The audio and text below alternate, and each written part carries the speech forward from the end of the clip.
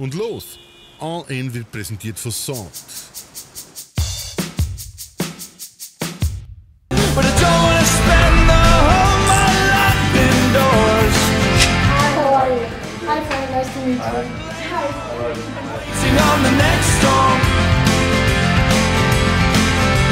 I don't want to spend the whole my life inside.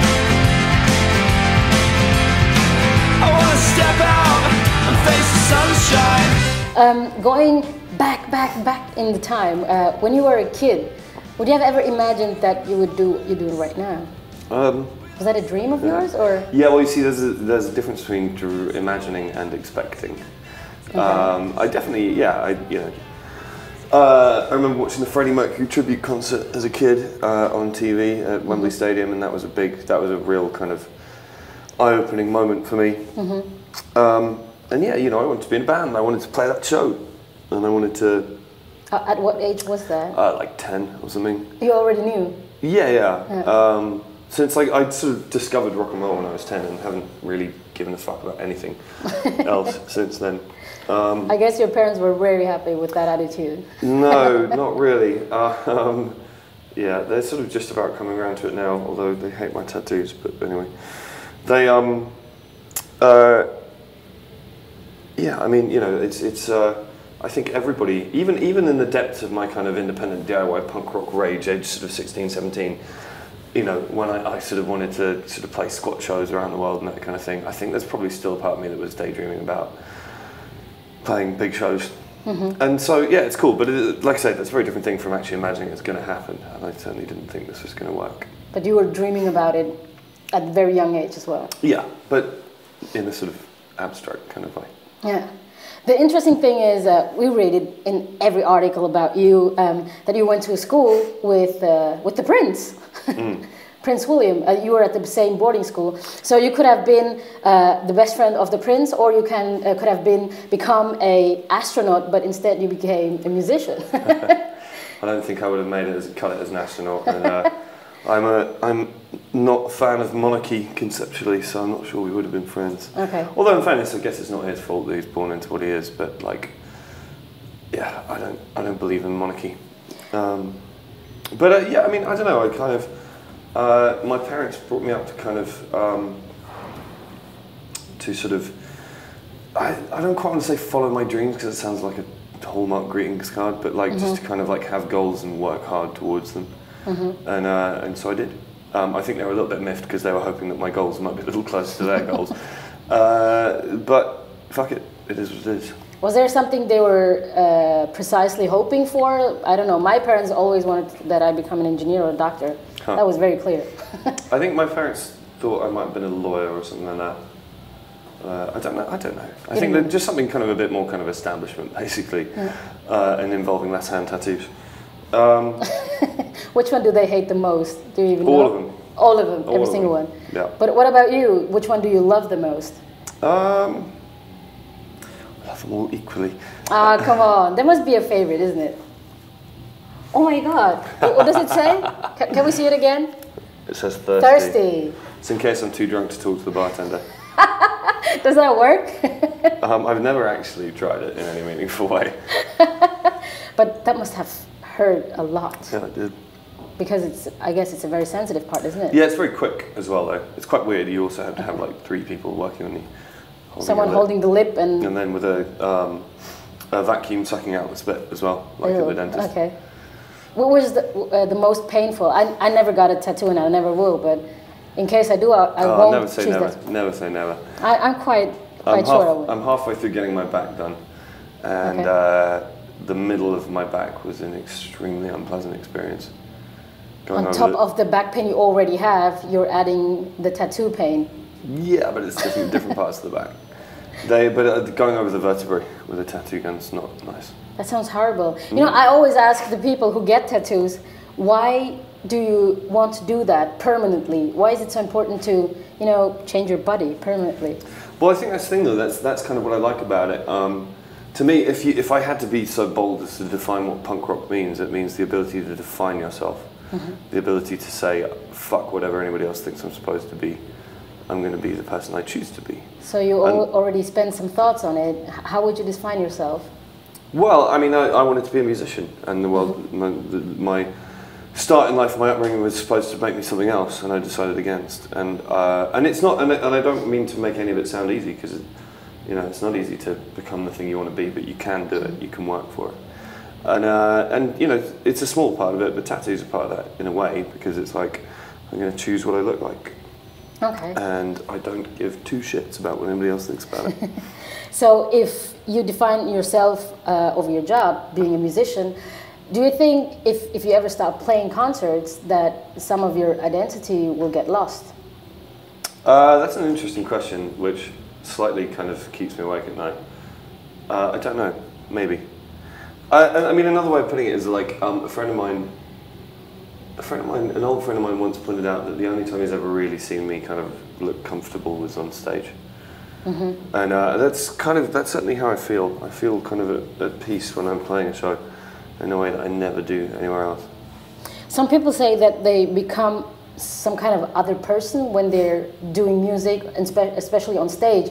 Do you feel like you're yourself on stage, or you know, a different version of you? No, I feel like I'm myself. I feel like I'm dislocated all the rest of the time. Dislocated all of the other time? Yeah. Okay. What does that mean? Like that I'm not entirely sure what I'm doing. You know, yeah. So music gives the structure as well in your life? Structure and purpose and fulfillment and everything. Like I said, I'm sure I'm quite a boring person. All I really give a fuck about is music. Fuck everything else. Obviously, fuck is your favorite word, isn't it? Is it? I use it too much, I know. You used it here quite often now. It's not a bad thing. Was I supposed to not swear? No, it fits. No, you are. It's okay. It's absolutely okay. What was the other thing I wanted to ask you? Oh yeah, we were talking about your school time. So how would you describe yourself as a kid? How were you? I read that you were a nerd. Is that true? Yeah, I was a scholarship kid. That's why I was at that school. Mm-hmm. I passed an exam when I was 12 years old to get free schooling with the rich kids kind of thing. I mean, not that I was from a kind of destitute, poor family in any stretch of the imagination, but it was a very fortunate thing. But yeah, I studied a lot. And then I discovered music and I listened to music a lot. Okay, so you did your homework all the time? Yeah, I would do more than I was required of me. Okay. I was a geek. You did extra work as well? Well, maybe not for like maths. I'm not very good at maths, but like history is my favorite thing in the world. That's what you studied afterwards as well? Okay. And you went to a boarding school, right? Was this something you enjoyed, being around other kids all the time, or did you miss home as well as a kid? I hated it. You hated it? I hated it. Well, initially I hated it, and it made me feel very rejected by my family. You know, did you feel like unwanted, maybe? Yeah, a little bit. I mean, I sort of hesitate to say go too far down that road because, you know, I understand rather better now that I'm older that my parents were doing what they thought was best for me and all the rest of it. But at the time, it pissed me off, and I hated pretty much everyone I went to school with because they were little fuckers. Because they were all rich kids, or why was it? Yeah, basically. But I don't know, it's funny, like looking back at it now, I think that boarding school was quite good training for, it made me quite self-reliant. In sense of, I didn't... Oh, just as in, you know, I had to pack up my life every 3 weeks and move, and there was no permanence. Was that maybe the reason why you feel comfortable moving and packing your stuff? That's kind of what I'm saying, yeah. So it was good training. That was already the basis for your future or current life now. So do you see yourself in future still touring and doing music, or do you have other plans as well? I don't know. No, I think music's going to be part of my life, probably the biggest part of my life for good. I can't really picture myself losing that. But I mean, I don't know, part of me is, particularly this week, I've got fantasies about, you know, just kind of moving to Paris for a year and throwing my phone down a well and changing my name and shaving my beard off. Okay, what's your French name then? Pierre. Francoise. It's a giveaway. Yeah, you know, I just want to, maybe, although I don't know, we'll see. I've got 2 years of tour to go before that's a possibility. So for 2 years you can't go to France, but afterwards you're Well, I'm going thinking to go of to France, but just on tour. yeah, I mean, for living there undercover as Francoise. This is all suddenly sounding rather more secret agent than it was supposed to.